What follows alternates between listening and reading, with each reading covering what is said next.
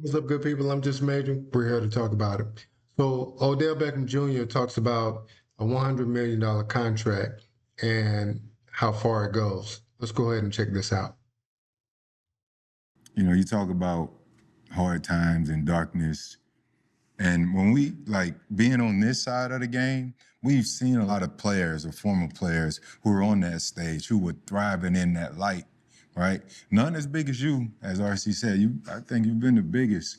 But even when that light starts to dim, right, in that darkness you spoke about, the multiple injuries, having the game taken away from a test that you don't even know what happened. But now that's putting your return on pause. Mm-hmm. When guys are on this side and that light isn't shining, a lot of the support tend to kind of go their own ways, right? A lot of the mental stuff starts to kind of take a toll on the guys. How are you in that headspace with everything? You know what I think? I think to a private conversation I had with a brother of mine just recently, and he's kind of getting towards that.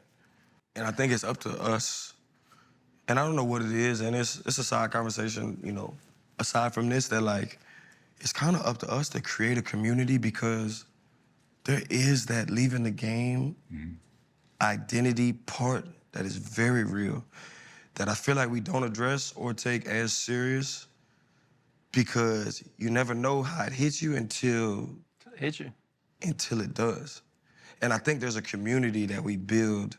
I don't know what it is, again, like I said, but for me, speaking just on myself, I'm like, my mind is just too strong. One, I'm also in a position where I'm kind of backed by a lot more than like what everybody else might possibly have. Like I know, like I'm gonna be straight after football, period. If I didn't have $1 in my account right here today, as we speak, I'm gonna be straight for the rest of my life.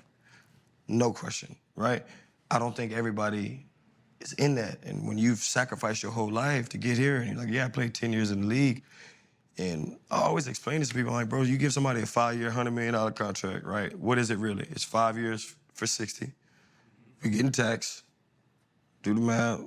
That's 12 a year, that you have to spend, use, save, invest, flaunt, like whatever, however, just being real. I'm gonna buy a car, I'm gonna give my mama a house, I'm gonna do, everything costs money. So if you spending $4 million a year, that's really $40 million over 5 years, 8 a year, And now you start breaking down the numbers, it's like, that's a 5-year span of where you're getting $8 million. Can you make that last forever?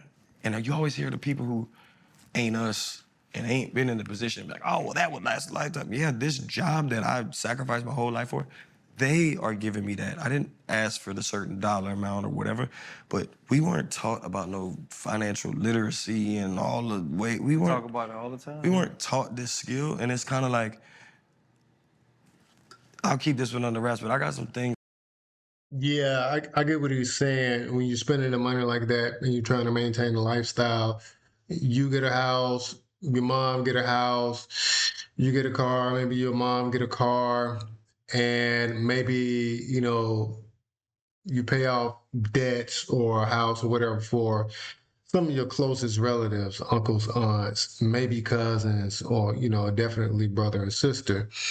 But yeah, and then, yeah, you might pay off the house for everybody, but then you got property taxes. Depending on where you are, like in Georgia, property taxes are like right at 1% of whatever the house value is. If you're in Texas, double it. And then property values go up every year. So guess what? Your property taxes are going up every year. So I get it. I get it. But for 5 years, he never said he can't make it last and it's not enough. He's just asking the question, can you make it last? So I get it. Things in the work that, like, I'm gonna be able to, the generations that are coming up behind us, when you talk about the storm that me and like moms went through, like, I'll be able to be that for somebody else and to be able to help their family on how things are gonna go and yada, yada, yada. And like, if I didn't make, I'll take $1.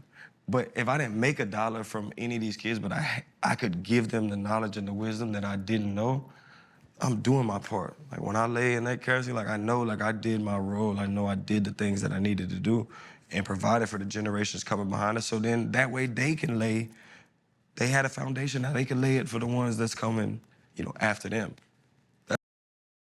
Yeah, I totally get it. And, yeah, people do talk about people that don't have it, talk about, yeah, I can do this, I can do that. You a lie. You know you a lie. You know you're gonna go out flossing, you're gonna go on the private jet trips, you're gonna travel the world. Next thing you know, $60 million is gone in about a span of 3, maybe even 4 years. You can blow 60 million now. Trust me, you can blow 60 million. So yeah, I get what you're saying. And like RC was saying, save, invest. You got to invest it in order to make it last. Because if you're not doing anything with the 60 million and you're just letting it sit somewhere in a bank under your mattress, guess what? Inflation is eating that money up. So yeah, it ain't got to be your family members. Inflation will get you too.